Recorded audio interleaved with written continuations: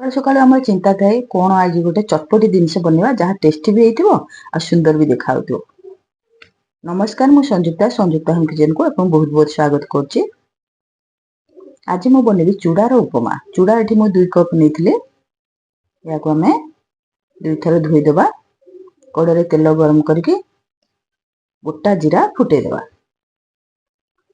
ଭୃଷଙ୍ଗ ପତ୍ର କିଛି ଦେଇଦେବା।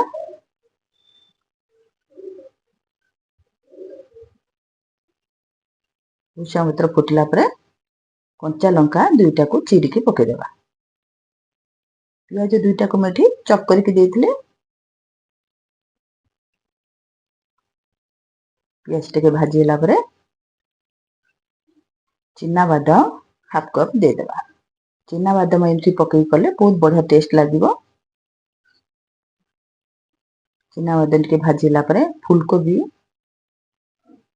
ଛୋଟ ଖଣ୍ଡେ କାଟିକି ଦେଇଦେବା ଛୋଟ ଛୋଟ କରି। ଗାଜରକୁ ବି ସେମିତି ଛୋଟ ଛୋଟ କରି କାଟିକି ପକେଇଦେବା। ପରିବା ପକେଇ କଲେ ବହୁତ ବଢିଆ ଟେଷ୍ଟ ଲାଗିବ। ଫ୍ରେଶ ମଟରକୁ ପକେଇଦେବା। ଦେଖନ୍ତୁ ସବୁ ପରିବାଟା ଆମର ଭାଜି ହେଇ ଆସିଲାଣି। ହଳଦୀ ଟିକେ ପକେଇଦେବା।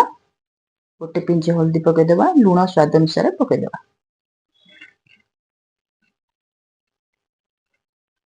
1 ମିନିଟ ପାଇଁ ଭାଜିଦେବା।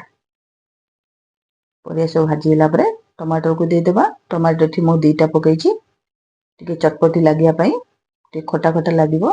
ଏତେ ଚାହିଁଲେ ବି ଆପଣ ମିଠା ଟିକେ ବି ପକେଇ ପାରିବେ। ସବୁ ଭାଜି ହେଲା ପରେ ଚୁଡ଼ାକୁ ଦେଇଦେବା। ବତୁରା ହେଇଥିବା ଚୁଡ଼ାକୁ ଦେଇଦେବା। ଟିକେ ଏପଟ ସେପଟ କରିଦେବା। ଦେଖନ୍ତୁ ଆମର ପ୍ରସ୍ତୁତ ହେଇଗଲା ଚୁଡ଼ା ଉପମା। ଯଦି ମୋର ରେସିପି ଗୁଡ଼ିକ ଭଲ ଲାଗୁଛି ଲାଇକ୍, ସେୟାର, ସବସ୍କ୍ରାଇବ କରିବେ।